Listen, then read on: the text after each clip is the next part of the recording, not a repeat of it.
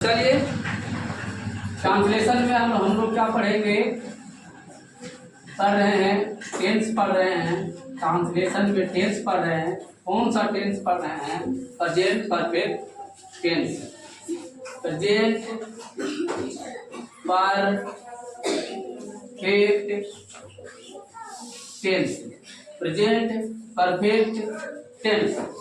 तो सबसे पहले हम लोग बच्चों पहचानने का नियम सीखेंगे, और जब तक पहचाने नहीं आएगा ट्रांसलेशन बनाने नहीं आएगा, अंग्रेजी में अनुवाद बनाने नहीं आएगा। तो चलिए सबसे पहले लिखते हैं पहचानने का नियम। पहचानने का नियम है जिस हिंदी वाक्य क्रिया के अंत में क्रिया किसे कहते हैं? सिंपल सा बच्चों, जिसके अंत में ना लगा रहता है उसे क्रिया कहते हैं। जैसे आना जाना, खाना पीना, हंसना रोना, गाना उठना बैठना, उछलना कूदना, ये सब क्रिया है। क्रिया के अंत में या है इधर लिखते हैं, या है, ये है, ये हैं, या हूं, या, आ, ई, ए, हैं, आदि लगा रहे,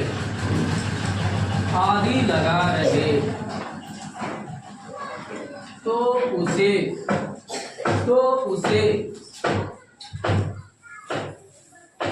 प्रेजेंट परफेक्ट टेंस का वाक्य समझते हैं। याद रखना है, टेंस पहचानने आएगा तभी बनाने आएगा। यहाँ लिखा है जिस वाक्य क्रिया के अंत में या है, ही है, ये है, या हूं, या आ, ये है आदि लगा रहे तो उसे प्रेजेंट परफेक्ट टेंस का वाक्य समझते हैं। यानी कि सिंपल से समझ लीजिए, प्रेजेंट में कोई काम जस्ट समाप्त हुआ है तो उसे प्रेजेंट परफेक्ट टेंस का वाक्य समझते हैं। वर्तमान में कोई काम अभी जस्ट समाप्त ही हुआ है उसे प्रेजेंट परफेक्ट टेंस कर देंगे। अब हम लोग लिखेंगे बनाने का नियम क्या है? लिखेंगे ही, सी,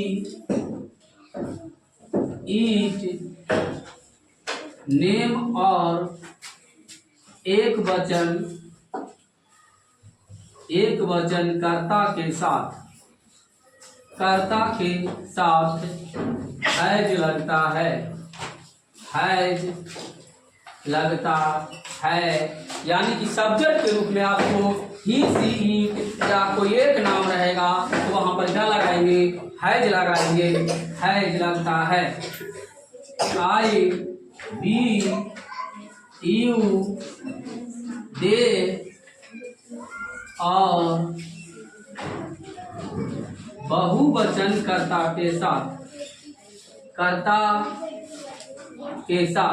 यानी कि सब्जेक्ट के साथ हैव लगता है। नोट में एक बात आपको याद रखना होगा, नोट वर्ब को हमेशा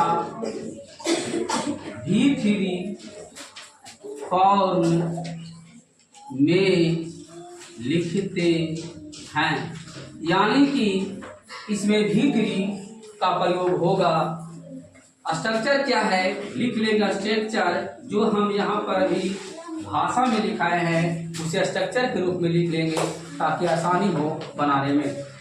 तो क्या होता है सब्जेक्ट प्लस हैज या has plus V3 plus object चलिए एग्जाम्पल लिखते हैं। एग्जाम्पल में है राम ने एक पात्र लिखा है। राम ने एक पात्र लिखा है।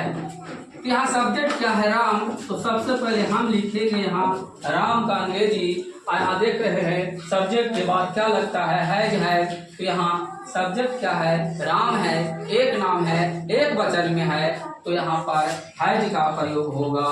राम हैज लिख। उसके बाद क्या होता है? भार्ब। भार्ब क्या है? लिखना। लिखना का अंग्रेजी में होता है राइट।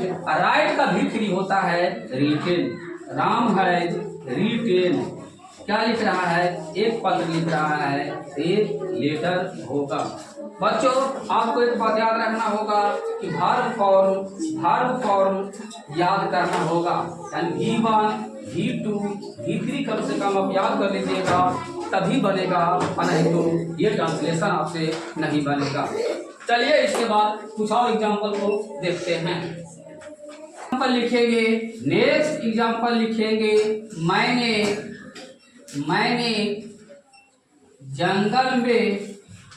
जंगल में एक बाघ देखा है। अंत में क्या लगा हुआ? आ है। आ है लगा हुआ है। इसका मतलब ये प्रेजेंट परफेक्ट टेंस का बात है। कैसे बनाएंगे? सबसे पहले सब्जेक्ट लिखेंगे। सब्जेक्ट क्या है? आई के साथ क्या लगता है यहाँ। उसके बाद क्या होगा? हैजर के बाद होगा वर्ब। वर्ब हमारा है देखना, और देखना क्या होता है? सी। लेकिन ध्यान देना है वर्ब कौन होगा? V1, V2, V3, यानी कि देखना क्या होता है? सी, सा, सी। V3 होगा सीन। I have seen. क्या देखा? एक बाघ देखा। ए टाइगर। कहाँ देखा? In the jungle. तो बच्चों आप स्ट्रक्चर याद कर लीजिएगा। बनाने के नेक्स्ट एग्जाम्पल देखते हैं। वे लोग दिल्ली गए हैं।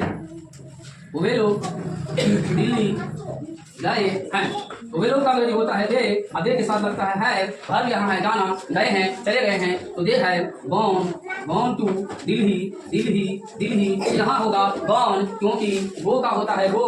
वेंट, गॉन, यहाँ भी लग रहा है तो भी लगेगा। नेक्स्ट एग्जाम्पल देते हैं। राम ने रावण को मारा है। राम ने राम को मारा है, या ऐसे कहें राम ने श्याम को पीटा है।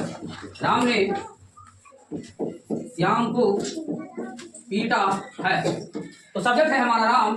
तो राम का अंग्रेजी हो जाएगा राम। राम एक वचन है, सिंगल नंबर है, इसलिए यहाँ पर है आ जाएगा राम है। उसके बाद V3 हो जाएगा बीटेन। राम है बीटेन। किसे पीटा है? श्याम को पीटा है, तो श्याम हो जाएगा।